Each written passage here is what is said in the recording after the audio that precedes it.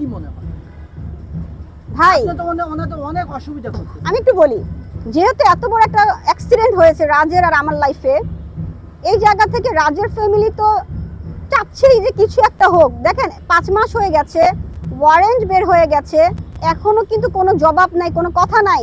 রাজের ফ্যামিলি অবশ্যই কিছু না কিছু তো ভাবছে, নেগেটিভ হোক পজিটিভ হোক। তো আমি বলবো ওরা ভাবুক, ওরা ওদের মতো ভাবুক।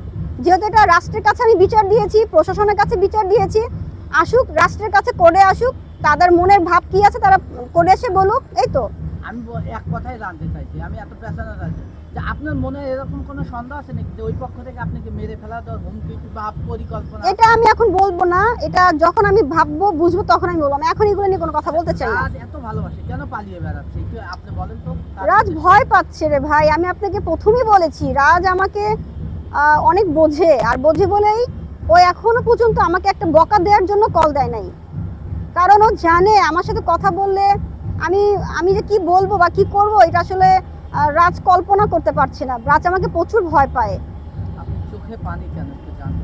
প্লিজ, আমি আর কথা বলতে পারছি না, আমার পায়ে প্রবলেম হচ্ছে। তো আমার পায়ে, আপনারা জানেন যে পায়ে আমার সমস্যা হয়েছিল, তো আমি আর কথা বলতে পারছি না। অনেক ভালোবাসি, এই কথাটা বলার সঙ্গে সঙ্গে আপনার চোখে পানি। আচ্ছা, আমি এখন স্টপ করতে চাই। আপু একটু জানতে চাই আপনি কি স্টপ করবেন না? ক্যামেরা ধাক্কা দিয়ে ফেলা দিব। একটা